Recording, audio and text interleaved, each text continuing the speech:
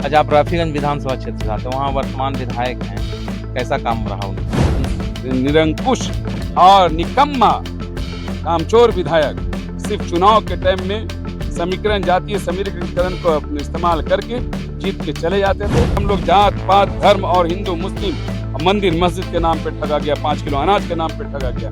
अब हमको अपने बच्चों के नाम पे वोट डालना है। अभी हम अंबा के बभंडी खेल मैदान में हैं और अभी यहाँ से प्रशांत किशोर जी बिहार बदलाव सभा समाप्त करके गए हैं और हमारे साथ हैं आरिफ रजा जी, रफीगंज विधानसभा के भावी विधायक प्रत्याशी। सबसे पहले सर, आर्चा न्यूज पर आपका बहुत बहुत स्वागत। अर्चना न्यूज को भी मेरे तरफ से बहुत बहुत शुभकामनाएं। आप दिन दुगनी रात चौगनी आपकी व्यूअर्स बढ़े और आप कामयाबी की तरफ गामजन रहे। धन्यवाद।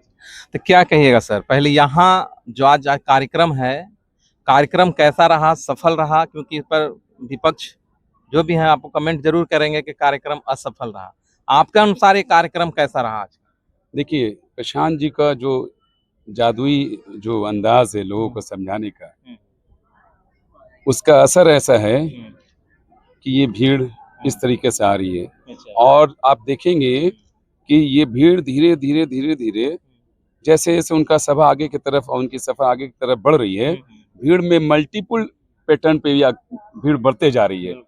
और अभी अभी यहाँ के क्षेत्रीय लोगों ने बताया कि अंबा कुटुंबा के इस मैदान में अब तक का ये ऐतिहासिक भीड़ लगी है और ये भीड़ इस बात का सबूत है कि लोग यहाँ बदलाव चाहते हैं, लोग प्रशांत को चाहते हैं, लोग अपने इलाके में जो पहले से रह चुके हैं यहाँ के जो नेतागण, उनको लोग अब पसंद नहीं कर रहे। ये भीड़ इस बात का प्रमाण और सबूत है। अच्छा, आप रफीगंज विधानसभा क्षेत्र से आते हैं, वहाँ वर्तमान विधायक हैं, कैसा काम रहा उनका? देखिए, रफीगंज के पब्लिक ने, रफीगंज के लोगों ने उस विधायक को एक बार नहीं 2000 से उनको देखा जा रहा है। 2000 में वो हारे, 2005 में उन्होंने जीता, फिर बाई इलेक्शन हुआ, चूंकि अपने प्रेसिडेंटशिप ने रूल लागू हो गया था, सरकार नहीं बनी थी, फिर लोगों ने उनको पुनः जिताया। उसके फिर आपको 2010 में वो हारे, 2015 में गठबंधन था, 2020 में भी लोगों ने उनको जिताया।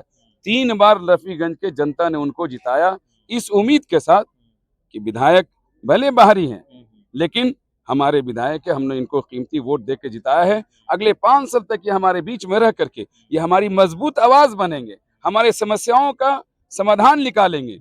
लेकिन वो निरंकुश और निकम्मा कामचोर विधायक सिर्फ चुनाव के टाइम में समीकरण जातीय समीकरण को इस्तेमाल करके जीत के चले जाते थे।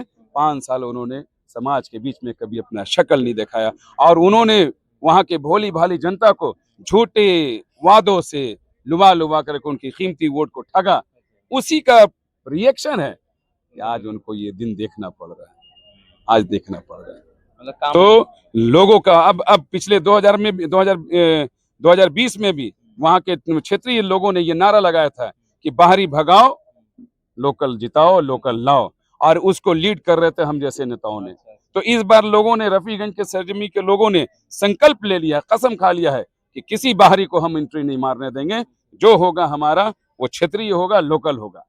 और उसमें भी हमने आरजेडी के नेता को वहां देखा, हमने एनडीए के भी नेता को देखा। अभी एनडीए से आपका अशोक कुमार सिंह है, इसको भी 10 साल लोगों ने देखा। एक नंबर का भ्रष्ट घुसखोर विधायक रहा। हम नेता नहीं, हम बेटा हैं, ये नारा देकर के वहां लोगों को बेवकूफ बनाया। एक नंबर का सौतेला नहीं, एक नंबर का ठग बेटा निकला, मिस्टर नटवर लाल निकला।